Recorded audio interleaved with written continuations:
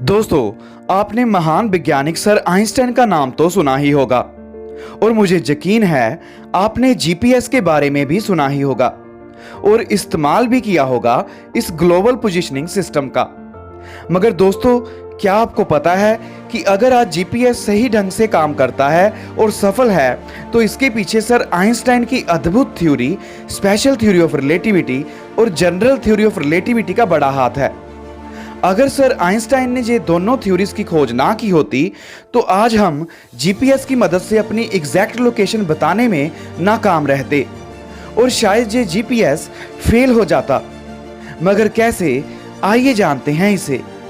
दोस्तों, हमारे मोबाइल में जीपीएस चिप होती है जो हमारे अर्थ के अराउंड घूम रही जीपीएस सैटेलाइट से कम्युनिकेट करके हमारी एग्जैक्ट लोकेशन बताने में हेल्प करती है।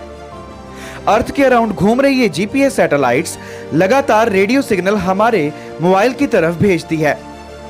जब ये सैटेलाइट रेडियो सिग्नल भेजती है तो उस सिग्नल में सैटेलाइट की लोकेशन और किस समय पर सिग्नल भेजा गया है उसकी डिटेल होती है।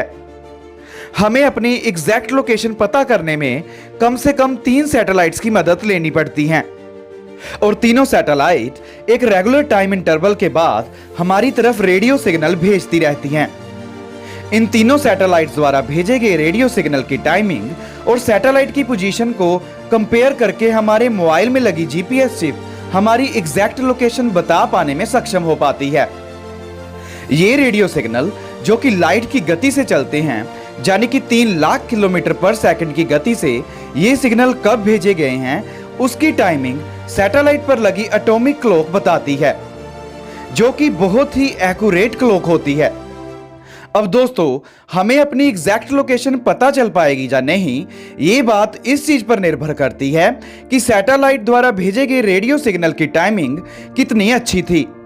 सिग्नल की टाइमिंग जितनी अच्छी होगी हमारी उतनी ही एग्जैक्ट लोकेशन पता चल पाएगी और अगर सिग्नल भेजने की टाइमिंग में थोड़ी सी भी गड़बड़ हुई तो हमारी एग्जैक्ट लोकेशन में बहुत बड़ी एरर आ जाएगी। इसका मतलब सिग्नल की टाइमिंग पर ही निर्भर है हमारी एग्जैक्ट लोकेशन का पता। अब दोस्तों, यहां पर आइंस्टाइन सर द्वारा दी गई अद्भुत थ्योरी का काम आता है। सर आइंस्टाइन की जनरल थ्योरी ऑफ रिलेटिविटी कहती है कि जिस जगह पर ग्रेविटी ज्यादा होती है वहां समय धीमे चलता है और जिस जगह पर ग्रेविटी कम होती है वहां समय तेज चलता है और यह कई बार प्रूव किया जा चुका है। अब दोस्तों, जैसे जैसे हम अर्थ की सरफेस से ऊपर जाते हैं तो ग्रेविटी की वैल्यू कम होना शुरू हो जाती है और जो जीपीएस सैटेलाइट होती है वो अर्थ की सरफेस से 20,000 किलोमीटर ऊपर घूम रही होती है, जो कि काफी दूरी है, जिस वजह से इतनी दूरी पर अर्थ की ग्रेविटी बहुत कम हो जाती है और हमें पता है जिधर ग्रेविटी कम होती है उधर समय तेज चलता है सर आइंस्टाइन की जनरल थ्योरी ऑफ रिलेटिविटी के अकॉर्डिंग। तो इसी वजह से सैटेलाइट में लगी एटॉमिक क्लॉक में समय 45 माइक्रोसेकंड आगे हो जाता है जहां तेज हो जाता है, जैसे कि सर आइंस्टाइन ने बताया था। अब दोस्तों, यहां पर सर आइंस्टाइन की दूसरी थ्योरी का काम आता है जिसे हम स्पेशल थ्योरी ऑफ रिलेटिविटी भी कहते हैं। स्पेशल थ्योरी ऑफ रिलेटिविटी के अकॉर्डिंग अगर कोई चीज ज्यादा स्पीड से चले तो उसके लिए समय धीमे गुजरता है जहां समय स्लो हो जाता है। इसे भी कई बार प्रूव किया जा चुका है। अब दोस्तों, जो जीपीएस सैटेलाइट होती है वो लगभग 14,000 किलोमीटर पर आवर की स्पीड से अर्थ के ऊपर घूमती है, जो कि आम स्पीड से काफी ज्यादा स्पीड है। तो इतनी ज्यादा स्पीड होने की वजह से इन जीपीएस सैटेलाइट में लगी एटॉमिक क्लॉक में समय 7 माइक्रोसेकंड पीछे हो जाता है जहां स्लो हो जाता है। तो दोस्तों, सर आइंस्टाइन द्वारा दी गई जनरल थ्योरी ऑफ रिलेटिविटी के अकॉर्डिंग सैटेलाइट में समय आगे हो जाता है और सर आइंस्टाइन द्वारा दी गई स्पेशल थ्योरी ऑफ रिलेटिविटी के अकॉर्डिंग सैटेलाइट में समय पीछे हो जाता है। और अगर हम इसका ओवरऑल नेट इफेक्ट देखें तो पता चलता है कि सैटेलाइट पर लगी एटॉमिक क्लॉक में समय 38 माइक्रोसेकंड आगे हो जाता है जहां फास्ट हो जाता है, जो कि लगभग हर दिन इतना ही बढ़ता जाता है।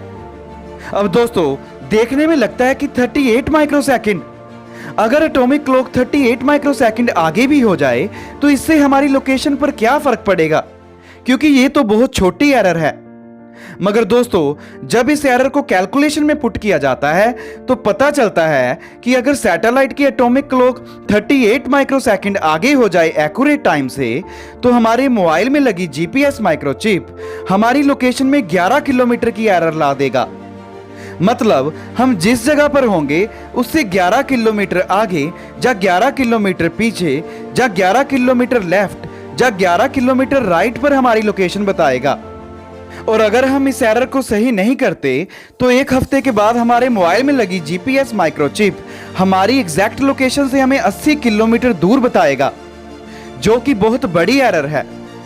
अब दोस्तों, जो जीपीएस बिल्डर होते हैं उन्हें सर आइंस्टाइन द्वारा दी गई दोनों थ्योरीज के बारे में पता होता है, जिससे उन्होंने कैलकुलेट कर रखा है कि सैटेलाइट में लगी एटॉमिक क्लॉक डेली 38 माइक्रोसेकंड आगे हो जाती है और वो इसे ठीक करके सही वैल्यू पर ले आते हैं, जिससे जीपीएस सिस्टम सफल रहता है हमारी एग्जैक्ट लोकेशन बताने में। So thank you to sir Einstein. उम्मीद करता हूं दोस्तों आपको ये टॉपिक अच्छा लगा होगा। मिलते हैं अगली बार नए टॉपिक के साथ। जय हिंद।